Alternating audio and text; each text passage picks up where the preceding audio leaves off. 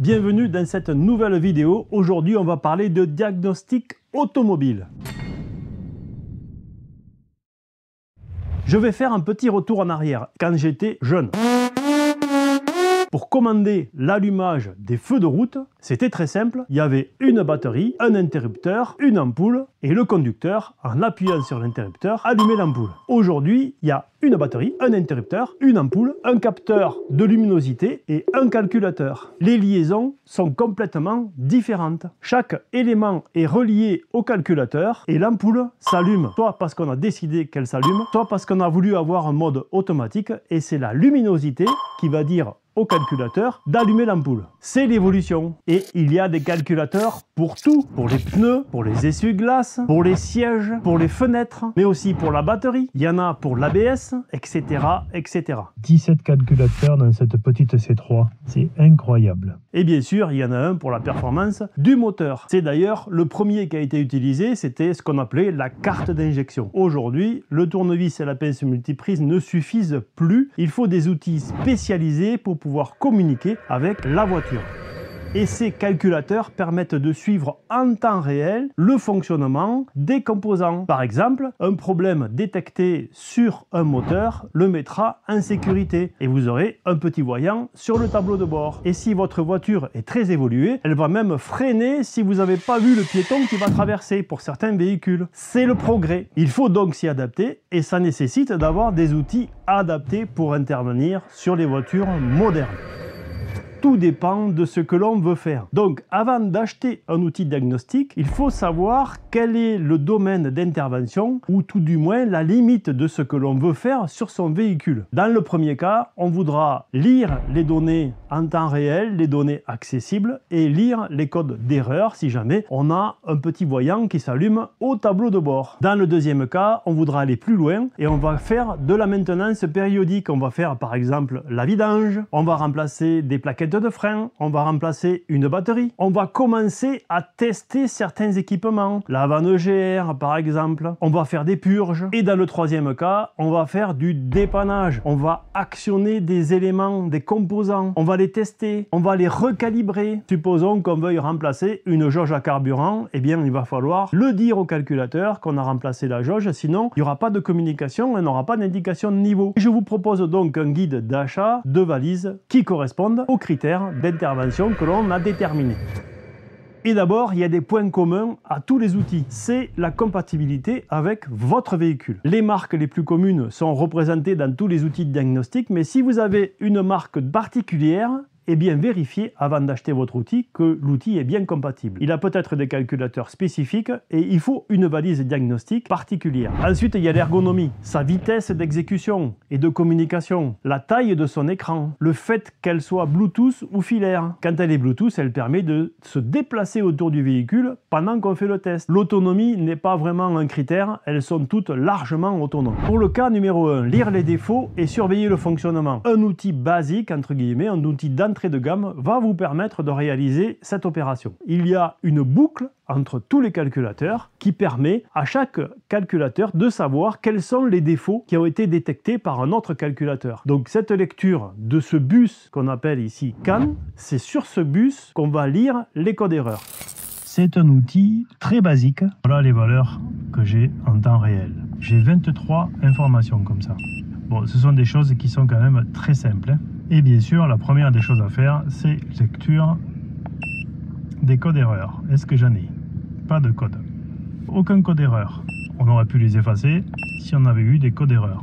C'est basique, mais ça permet de lire des codes d'erreur. Et une fois qu'on a lu les codes erreurs, eh bien, on peut aller voir ici qu'est-ce que c'est. Donc ça, on va chercher par exemple une alarme, un code d'erreur, et ça nous donne ici l'explication. Pour aller lire les données en temps réel, il faut accéder au calculateur et pas seulement au bus dans lequel circulent les informations. Avec une petite tablette, on peut accéder aux paramètres en temps réel du moteur par exemple. J'ai accès à la codification des injecteurs. Je clique sur les 4, je fais confirmer et j'ai la codification des injecteurs. Je vais démarrer la voiture et je vais voir les corrections d'injecteurs. Voilà, je fais confirmer. Et j'ai les valeurs. J'ai même, si je clique ici, je vais même avoir, voilà, Et pour ceux qui suivent cette chaîne, regardez aujourd'hui, je n'ai rien fait sur cette voiture et pourtant aujourd'hui j'ai des très bonnes corrections. Je suis à 0, -1, voilà. Des fois je suis à -3 quand il fait froid. Donc je pense que j'ai un problème, mais pas forcément au niveau des injecteurs. Je ne l'ai toujours pas réglé d'ailleurs ce problème. Le cas numéro 2, c'est faire sa maintenance périodique. À mon époque, on appuyait sur un bouton et on remettait à 0 le compteur pour la vidange par exemple, la vidange moteur. Maintenant, il faut rentrer dans le calculateur pour lui dire, voilà, la vidange a été faite, on remet à 0 le compteur. Là, je ne vous conseille pas, pour être vraiment polyvalent, de prendre l'entrée de gamme, mais plutôt le milieu de gamme. Vous aurez beaucoup plus de possibilités de remise à 0 et de possibilités de test. Remise à 0 de maintenance. On peut remplacer un ou plusieurs injecteurs, remplacer l'embrayage, l'alternateur, régénération forcée du filtre à particules, lire le code d'erreur. Donc on a un défaut d'éclairage du feu arrière gauche. Par exemple, on va voir s'il est capable de commander l'éclairage du plafonnier avant. Alors, on a le plafonnier qui est ici. Commande. Voilà ce que c'est que la commande d'un actionneur. Alors, il y en a d'autres. J'ai des valeurs comme ça, là. Ça y est. Là, ça tourne pas rond. Donc, je vois le cylindre 2, il y a une grosse correction. Test moteur tournant, test moteur à l'arrêt. Test de la vanne GR, du doseur d'air, du chauffage de la sonde d'oxygène. Et enfin, le cas numéro 3. Vous voulez faire du dépannage, vous voulez remplacer des éléments. À ce moment-là, il faut monter en gamme. Il faut prendre une valise, par exemple, comme la Pro Elite que je vous ai présentée. Avec celle-là, vous allez pouvoir tester des composants et tester des ensembles. Ça veut dire que vous donnez la main à l'outil de diagnostic et il va, lui, faire des essais de fonctionnement. Je l'ai montré en vidéo, la Pro Elite est capable de faire des essais de refroidissement moteur, d'admission d'air, de fonctionnement du moteur, etc., etc. En plus, les modèles haut de gamme donnent accès à des données documentaires en fonction de chaque marque et par rapport aux composants. Plus on monte en gamme, plus on a accès à ce genre de documents et ce genre de mode opératoire, qui aide forcément quand on veut faire un diagnostic. Et voilà la page principale. Ça, c'est le remplacement des pièces. Ça, c'est les apprentissages, programmation de clés.